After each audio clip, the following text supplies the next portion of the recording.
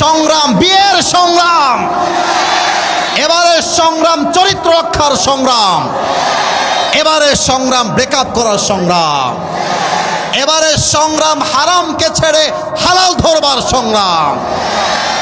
R15 যুবকদের মন খুশি হবে না, আইফোন দিয়ে মন খুশি হবে না। মন খুশি করতে চাইলে প্রত্যেকটা যুবকের ঘরে বউ লাগবে, আর কিছুই লাগবে না।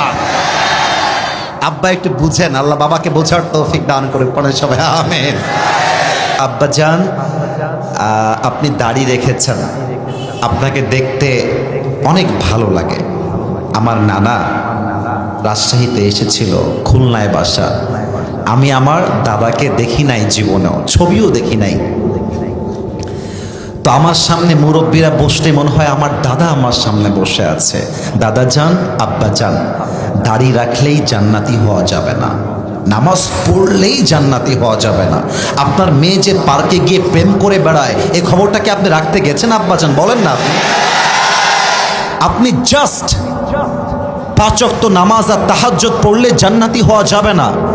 আপনার ছেলেকে সঠিক বয়সে বিয়ে না দেওয়ার জন্য আপনার ছেলে প্রেম করছে, জেনা করছে, পর্নোগ্রাফি দেখছে। আপনি যদি ওকে সঠিক সময়ে বিয়ে না দেন, আপনার ছেলে রাজশাহীর পার্কে প্রেম করবে, পর্দা গার্ডেনে প্রেম করবে, মুক্ত মঞ্চে প্রেম করবে। প্রত্যেকটা দায়ভার কিয়ামতে আপনাকে বহন করতে হবে। Why don't you understand that? আপনি বোঝেন না কেন আব্বাজান? আর এই যে যুবকগুলো বসে আছে, এদের দোষ নাই, সব দোষ বেশিরভাগ ক্ষেত্রে মেয়েদের। এরা টাকা ছাড়া বিয়ের পিড়িতে কেন যেন বসতেই চায় না, বলো না। আর টাকা পাইলে মাশাআল্লাহ বুইড়া টাকলার সঙ্গেও বিয়ের পিড়িতে বসেছে। আচ্ছা বলেন, এরকম মেয়ে আছে না? আছে না? আছে না?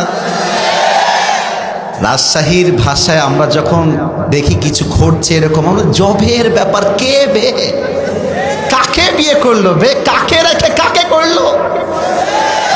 বোন আমার, টাকা পাবেন, বাড়ি পাবেন, বিশ্বাস রাখেন মনের শান্তি পেতে চাইলে আমার যুবককে আপনার বিয়ে করতে হয়। বুইড়ার সঙ্গে মনের শান্তি খুঁজে পাওয়া যায় না রে বাবা। আল্লাহ বোনদেরকে বোঝার তৌফিক দান করে পড়েন সবাই আমিন। আগামীকাল চায়ের দোকানে আমাকে নিয়ে অনেক বাজে মন্তব্য হবে। In spite of knowing that, ওটা জানা সত্ত্বেও আমি বলছি, কারণ সত্যের সঙ্গে মমিন কখনো আপোষ করতে পারে না। দেখা যাক আপনারা আমাকে ঠিক কেমনে বলেন, ঠিকের আওয়াজই বলবে আপনারা কি আমার সঙ্গে দ্বিমত না একমত। আমরা বিগত দিনে নারীদেরকে প্রধানমন্ত্রী ক্ষমতার চেয়ারে দেখেছি, বাট আগামীর বাংলাদেশে কোনো নারীকে ক্ষমতার চেয়ারে বাংলার মুসলমান চুল পরিমাণ বরদাস্ত করতে পারবে না। কোনো নারীকে আমরা দেখতে চাই না ক্ষমতায়। যত সব ফিতনার মূল এই নারীরাই। সব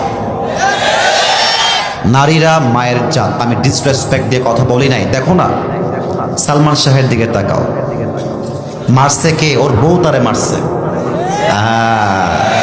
বাবুরা, নারী জাতি সম্মানের জাতি, মায়ের জাতি। সম্মান করবা, বাট বিশ্বাস সব নারীকে করতে গেলে বাস খাবা, আর কিছুই খাবা না।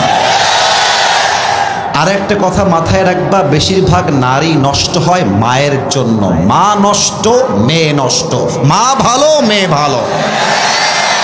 যত মেয়ে নষ্ট হয় দেখবা খবর নিয়ে ওর মাও নষ্টা, মেয়েও হয়েছে নষ্টা, ঠিক কিনা বলো?